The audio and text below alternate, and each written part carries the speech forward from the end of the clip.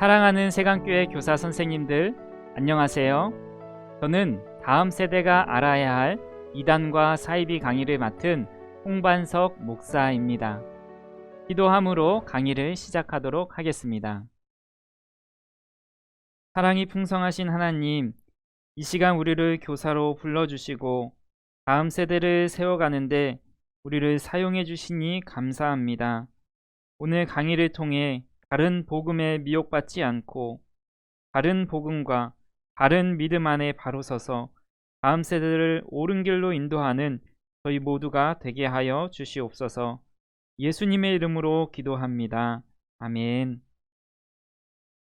지난 2015년 인구주택 총조사 종교 통계 부분에서 기독교 인구는 약 967만 명으로 조사되었습니다.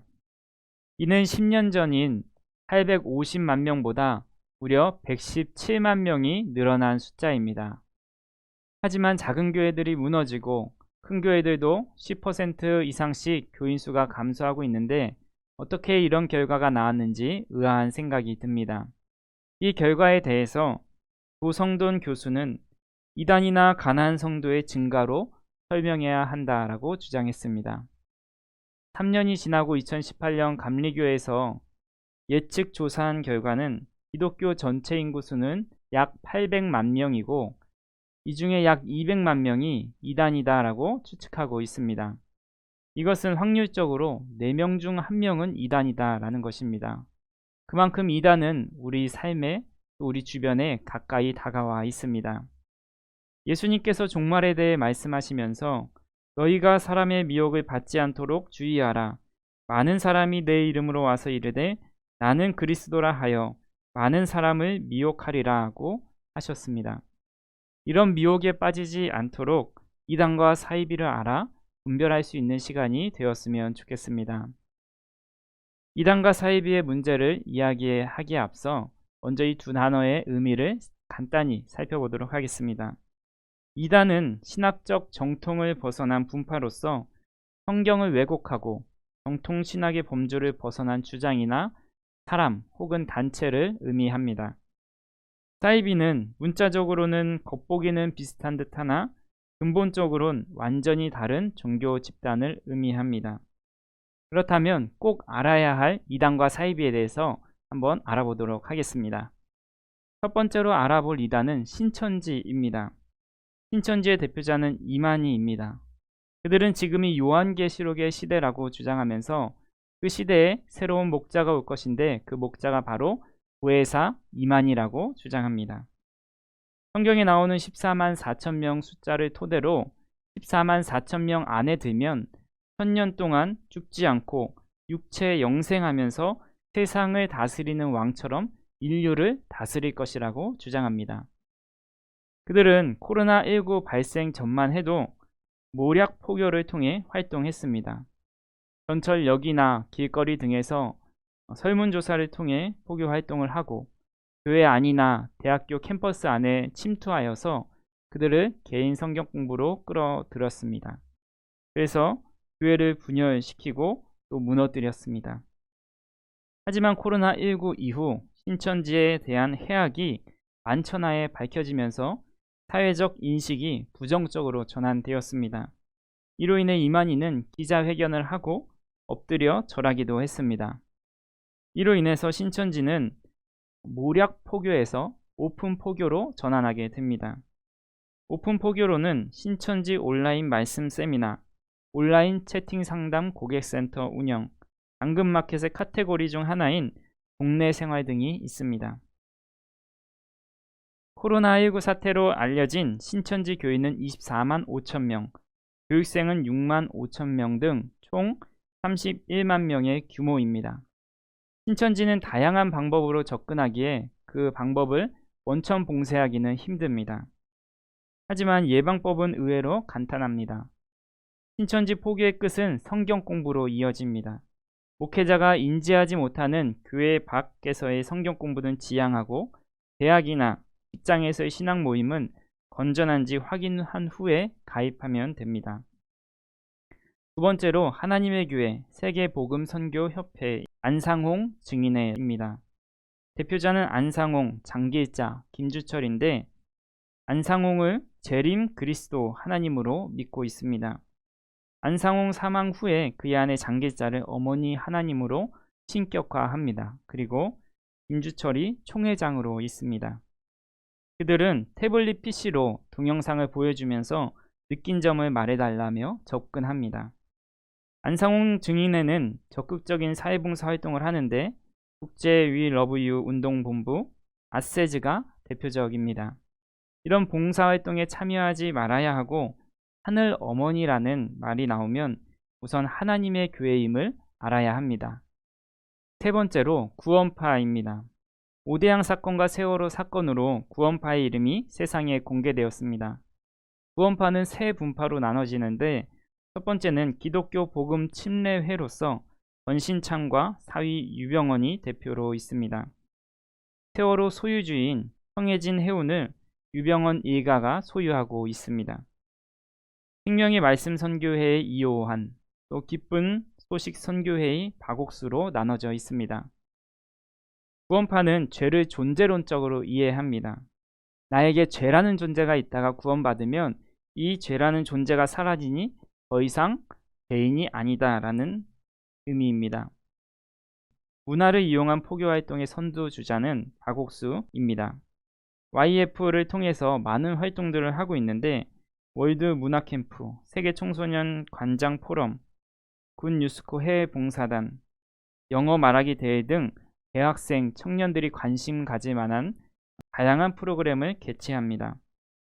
구원파 대처 방법으로는 기본적으로 구원에 대한 올바른 이해가 필요합니다. 구원파들이 정통 교인들을 향해서 당신은 구원받은 것을 확신합니까? 라고 질문합니다. 그러면 네, 저는 확신합니다 라고 대답을 할 때 그들은 구체적으로 몇 년도, 몇 월, 며칠, 몇 시에 구원받았냐 라고 질문합니다. 답한다, 세모스쿠 알렌, 문진미디어, 6월간지의 기쁜 소식, 투마로우, GNN 등이 있습니다. 이런 것들을 알고 이용하지 않는 것이 좋습니다. 네 번째로 세계평화통일가정연합 통일교입니다.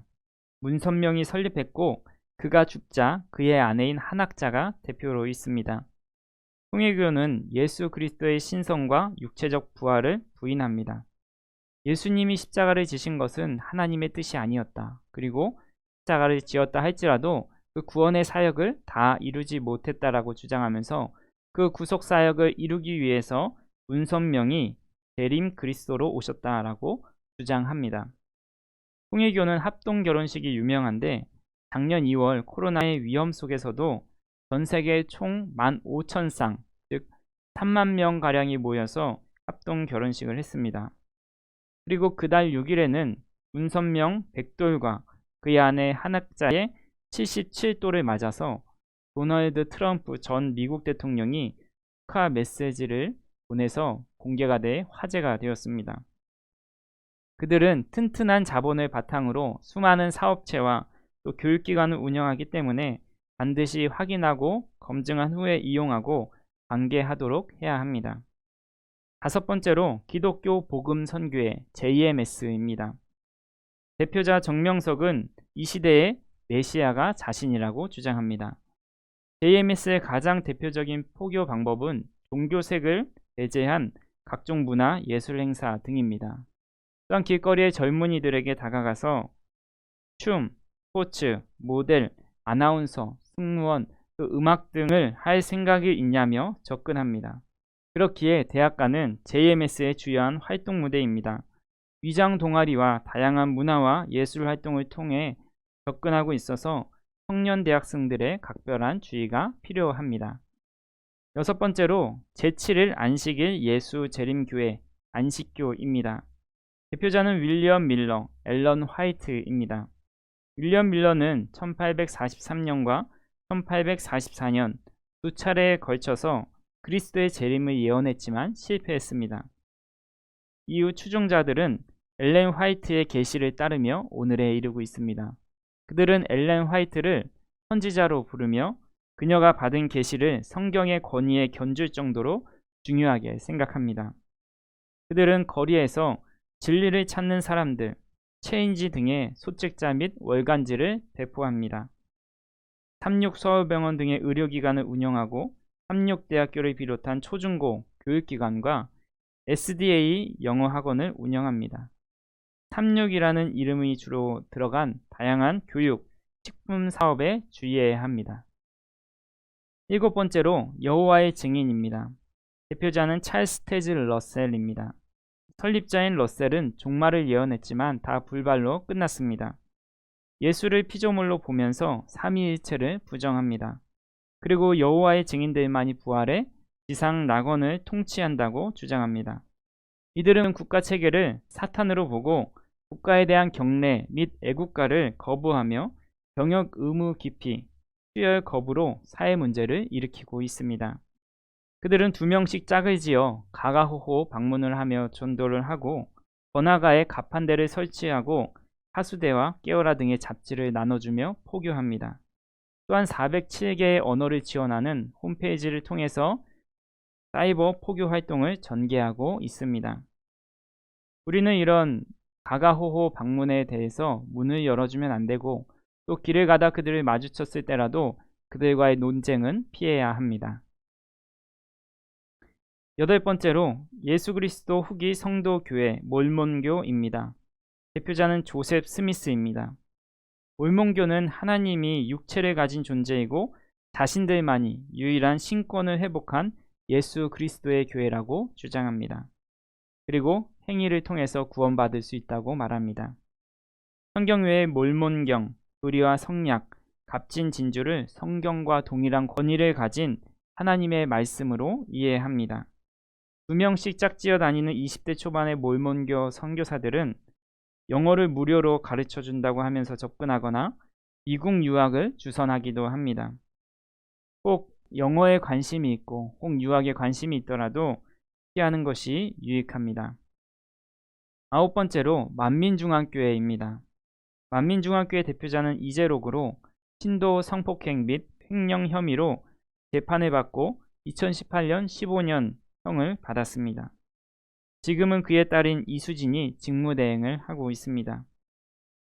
이재록은 자신이 알파와 오메가요, 처음이자 끝이며 심판의 권세자, 제사함의 권세가 있다고 주장합니다. 만민중앙교회는 우린북이라는 온라인 서점을 통해서 이재록 저서를 다양한 언어로 번역해서 판매하고 있습니다. 그의 기도로 전남 무안 지역의 물이 쓴물에서 단물로 변화되었고 그 물을 몸에 뿌리거나 바르면 치료의 역사가 나타난다고 홍보합니다. 극단적인 신비주의와 신유 은사를 통해서 사람들을 미혹하는데 이런 집회를 GCN이라는 인터넷 TV 또는 케이블을 통해서 전 세계에 방영하고 있습니다. 저도 만민중앙교회 집회 영상을 유튜브를 통해서 보았는데요.